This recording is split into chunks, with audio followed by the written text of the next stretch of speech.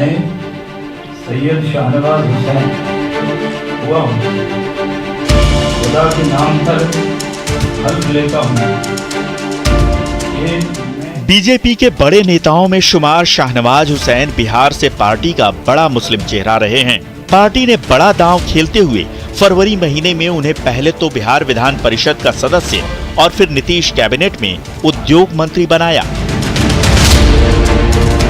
उन्हें सुशील मोदी के राज्यसभा जाने से खाली हुई सीट पर एमएलसी बनाया गया। इसे पार्टी का बड़ा और दूरगामी दांव माना गया।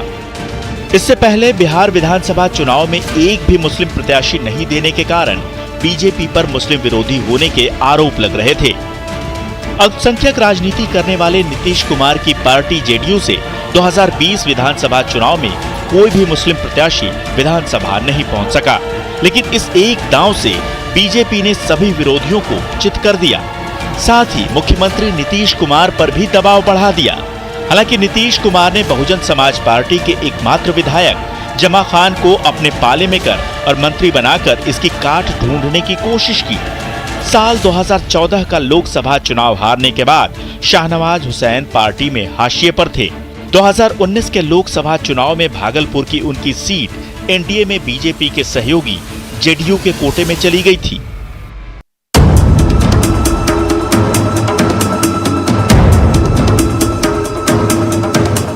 लंबी लड़ाई और कोर्ट कचहरी के बाद चारा घोटाला मामले में सजायाफ्ता लालू यादव 30 अप्रैल को जमानत मिलने के 12 दिन बाद जेल से बाहर आ गए। झारखंड हाईकोर्ट ने उन्हें 17 अप्रैल को जमानत दी थी, लेकिन कोरोना की दूसरी लहर के कारण कोर्ट बंद था और वकीलों की भी छुट्टी थी। इसलिए जमानत मिलने के बाद रिहाई में 12 दिन लग गए। पिता को जमानत मिलने की खबर सुनकर छोटे बेटे तेजस्वी यादव भावुक हो गए। खराब स्वास्थ्य के कारण लालू यादव दिल्ली के एम्स में भर्ती थे। रिहाई के बाद वो अपनी सबसे बड़ी बेटी मीसा भारती के पंडारा पार्क स्थित सरकारी आवास में शिफ्ट हो गए। जेल जाने के बाद से लालू यादव बीमार चल रहे थे। उन्हें किडनी और दिल के अलावा कई बीमारियां हैं। जेल जाने के कुछ दिनों बाद तक उनका रांची के रिम्स अस्पताल में इलाज चलता रहा, लेकिन बाद में उन्हें दिल्ली के एम्स में शिफ्ट कर दिया गया। लालू यादव झारखंड के दुमका कोषागार से 3 करोड़ 13 लाख रुपए की अवैध निकासी से जुड़े मामले में 19 मार्च 2018 से सजा काट रहे थे। इस मामले में सीबीआई की विशेष अदालत ने लालू यादव को 2 धाराओं में 7-7 साल की सजा सुनाई थी। कोर्ट ने दोनों सजा को अलग अलग काटने का निर्देश दिया था।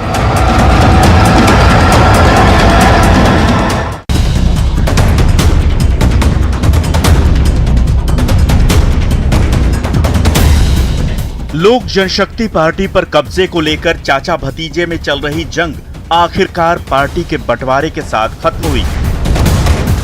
पिता रामविलास पासवान के निधन के साल भर के अंदर ही चिराग पासवान अकेले पड़ गए।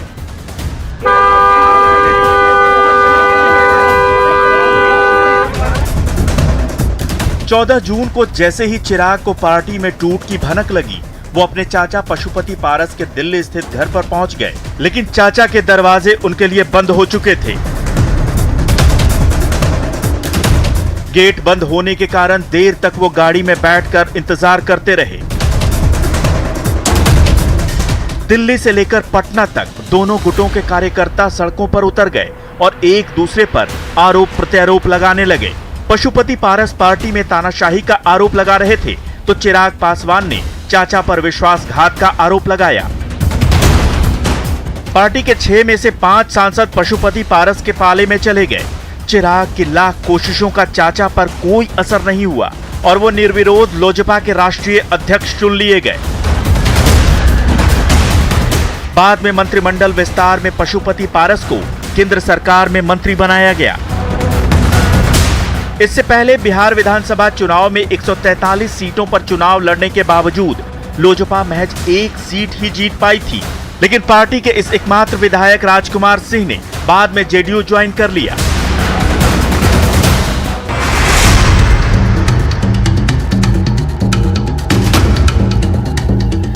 जाति आधारित जनगणना की मांग को लेकर सीएम नीतीश कुमार के नेतृत्व में 11 नेताओं के प्रतिनिधि मंडल ने 23 अगस्त को प्रधानमंत्री नरेंद्र मोदी से मुलाकात की। इस प्रतिनिधिमंडल में 10 दलों के नेता शामिल थे। इसमें सीएम नीतीश कुमार के अलावा नेता प्रतिपक्ष तेजस्वी यादव, जेडीयू के विजय कुमार चौधरी, बीजेपी के जनक राम, कांग्रेस के अजीत शर्मा, भाकपा माले के महबूब आलम, एआईएमआईएम के अख्तरुल ईमान, हम के जीतन राम मांझी, वीआईपी के मुकेश सहनी, भाकपा के सूर्यकांत पासवान और माकपा के अजय कुमार शामिल थे। इससे पहले अगस्त महीने में ही पार्टी के राष्ट्रीय अध्यक्ष राजीव रंजन सिंह के नेतृत्व में जेडीयू के एक प्रतिनिधिमंडल ने केंद्रीय गृह मंत्री अमित शाह से मुलाकात कर जाति आधारित जनगणना कराने की मांग की थी। लेकिन विपक्षी पार्टियों के दबाव के बावजूद भी केंद्र सरकार जाति आधारित जनगणना के पक्ष में नहीं है। इस मुलाकात से पहले केंद्रीय गृह राज्य मंत्री नित्यानंद राय ने लोकसभा में कहा था कि केंद्र सरकार जाति के आधार पर जनगणना नहीं करवाएगी। इसी के बाद नीतीश कुमार ने केंद्र पर दबाव बनाने के लिए पीएम मोदी से मुलाकात कर जाति आधारित जनगणना की मांग की।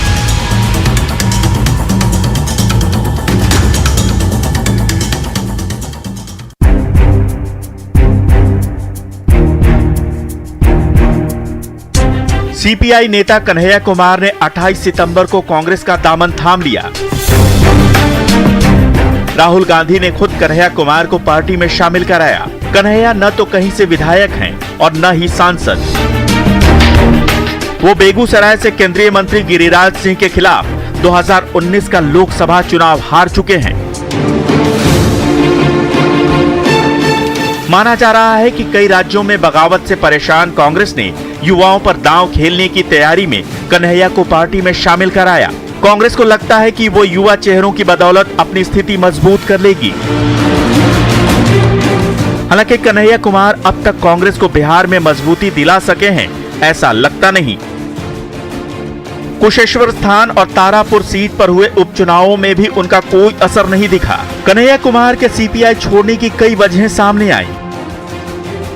बताया गया कि कन्हैया कुमार सीपीआई में बड़ी भूमिका चाहते थे, लेकिन पार्टी के सीनियर नेता इसके लिए तैयार नहीं थे। 2016 में जेएनयू में देश विरोधी नारे लगाए जाने के बाद कन्हैया कुमार सुर्खियों में आए थे। इसके बाद से उन्होंने कई विवादित बयान भी दिए। वो प्रधानमंत्री नरेंद्र मोदी और अमित शाह के धुर विरोधी माने जाते हैं।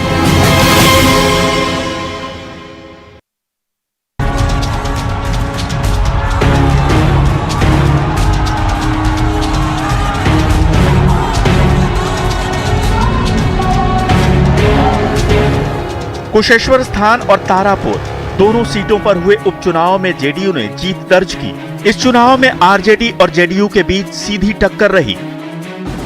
दोनों ही सीटों पर जीत का दावा करने वाली कांग्रेस पूरे पिक्चर से बाहर दिखी। हालांकि कांग्रेस शुरू से इस रेस में अपने को तीसरे स्थान पर मान रही थी। कुशेश्वर स्थान सीट पर जेडीयू के अमन भूषण हजारी ने 12,695 मतों के अंतर से राजद उम्मीदवार गणेश भारती को हराया। वहीं तारापुर सीट से जेडीयू उम्मीदवार राजीव कुमार सिंह ने आरजेडी के अरुण कुमार साह को 3,852 वोटों से हराया। दोनों सीटों पर 30 अक्टूबर को वोटिंग हुई थी और 2 नवंबर को नतीजे आए। ये उपचुनाव नीतीश कुमार और तेजस्वी यादव के लिए नाक का सवाल माना जा रहा था। आरजेडी का कहना था कि अगर वो दोनों सीटें जीत जाती है तो नीतीश कुमार की सरकार गिर जाएगी। आरजेडी ने दोनों ही सीटों के लिए एड़ी चोटी का जोर लगा दिया। यहां तक कि खराब स्वास्थ्य के बावजूद आरजेडी सुप्रीमो लालू यादव ने दोनों ही सीटों पर चुनाव प्रचार किया, लेकिन जीत आखिरकार जेडीयू के खाते में गई। यही नहीं, तारापुर सीट को लेकर आरजेडी से मनमुटाव के बाद कांग्रेस ने सालों बाद गठबंधन तोड़ दिया और अपनी राहें अलग कर ली।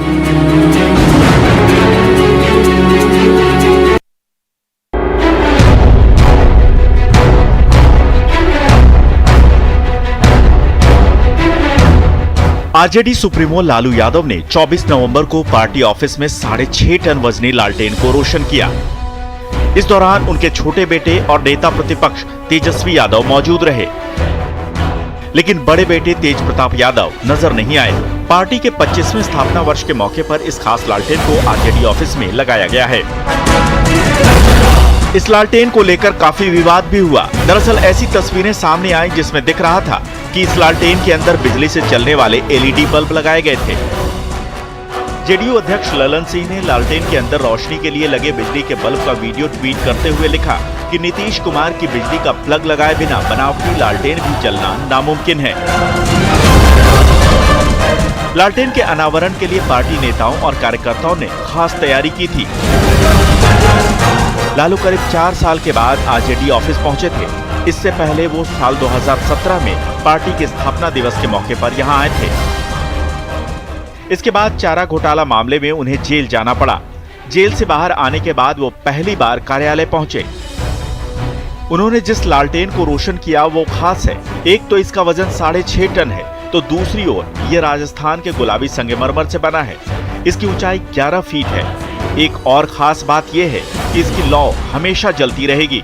उद्घाटन तक लालटेन की तस्वीरें खींचने और मीडिया कवरेज से रोक लगाई गई थी।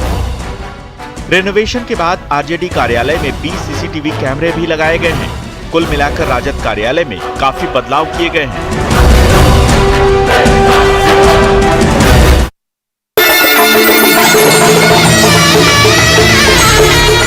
राष्ट्रीय जनता दल सुप्रीमो लालू यादव के छोटे बेटे और नेता प्रतिपक्ष तेजस्वी यादव ने 10 दिसंबर को चटमंगनी पट ब्याह कर लिया। तेजस्वी ने अपनी स्कूल की दोस्त और क्रिश्चियन गर्लफ्रेंड एलेक्सिस उर्फ रोशेल गॉर्डिन्हो के संग 7 फेरे लिए। हालांकि शादी के बाद रोशेल ने अपना नाम बदलकर राजश्री रख लिया। दोनों दिल्ली के आरके पुरम स्थित दिल्ली पब्लिक स्कूल में साथ पढ़ते थे। रोशेल मूल रूप से हरियाणा के रेवाड़ी जिले की रहने वाली हैं। सूत्रों की माने तो लालू यादव तेजस्वी और एलेक्सिस की शादी से खुश नहीं थे, लेकिन बाद में मान गए। शादी के लिए दिल्ली के सैनिक फार्म में भव्य तैयारियां की गई थीं।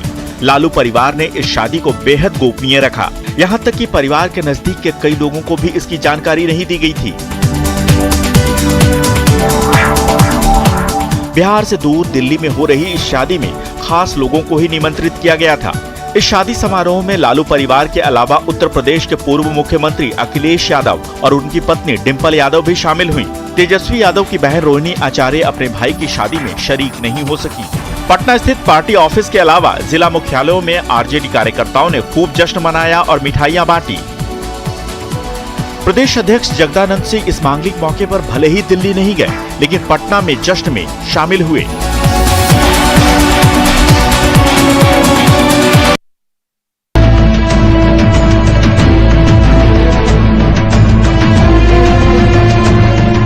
मुख्यमंत्री नीतीश कुमार एक बार फिर बिहार की 13वीं यात्रा पर निकले हैं। 22 दिसंबर को उन्होंने मोतिहारी से इस यात्रा की शुरुआत की। 15 जनवरी को उनकी ये यात्रा पटना में खत्म होगी। इस यात्रा का नाम समाज सुधार यात्रा रखा गया है। यात्रा का मुख्य उद्देश्य शराबबंदी कानून और दूसरी सामाजिक बुराइयों को लेकर जनता को जागरूक करना है। इस यात्रा के दौरान वो बिहार के सभी जिलों में जाएंगे और महिलाओं का फीडबैक लेंगे। साथ ही उन्हें शराबबंदी के लिए अभियान चलाने को लेकर प्रोत्साहित भी करेंगे। इस यात्रा के दौरान वो बिहार के सभी जिलों में जा रहे हैं और महिलाओं का फीडबैक भी ले रहे हैं। उन्हें शराबबंदी के लिए अभियान चलाने को लेकर भी प्रोत्साहित कर रहे हैं। जीविका समूह की महिलाओं से चर्चा कर उन्हें शराबबंदी को लेकर भी जागरूक कर रहे हैं नीतीश कुमार। इसके अलावा राज्य में चलाई जा रही जन कल्याणकारी योजनाओं की समीक्षा बैठक भी कर रहे हैं। नीतीश कुमार की ये यात्रा तब शुरू हुई जब बिहार में शराबबंदी को लेकर विरोधियों के साथ साथ कुछ सहयोगी भी निशाना साध रहे थे। 2005 से अब तक नीतीश कुमार बिहार की 12 यात्राएं कर चुके हैं। ये उनकी 13वीं यात्रा है। 2005 में अपनी पहली यात्रा न्याय यात्रा के नाम से उन्होंने तब की थी जब वो बिहार के मुख्यमंत्री नहीं बने थे। यात्राओं के माध्यम से जनता के बीच जाकर नीतीश कुमार उनका हाल जानते हैं और सरकार के विकास कार्यों का भी जायजा लेते हैं और इसी आधार पर अपनी नीतियां बनाते हैं।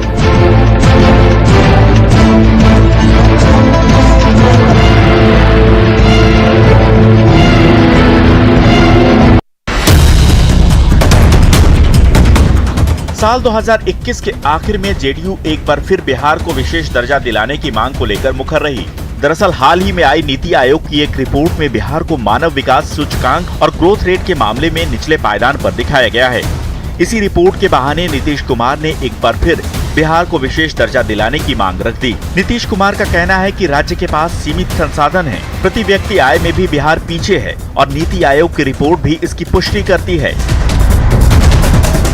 अपनी मांग रखते हुए उन्होंने कहा कि केंद्र सरकार पिछड़े राज्यों को ट्रांसफॉर्म किए बिना भारत को कैसे ट्रांसफॉर्म कर सकती है। नीतीश कुमार की मांग पर उप मुख्यमंत्री रेणु देवी ने कहा कि बिहार के लिए विशेष दर्जे की मांग का कोई मतलब नहीं है। उनके इस बयान पर नीतीश कुमार ने बिना नाम लिए ही कहा कि अगर राज्य में कोई स्पेशल स्टेटस की डिमांड का विरोध करता है तो संभव है कि उसे मुद्दे की जानकारी ही न हो। बिहार को विशेष राज्य का दर्जा दिलाए जाने की मांग नीतीश कुमार लंबे समय से करते रहे हैं। जेडीयू के कई नेता भी समय समय पर इस मांग को उठाते रहते हैं।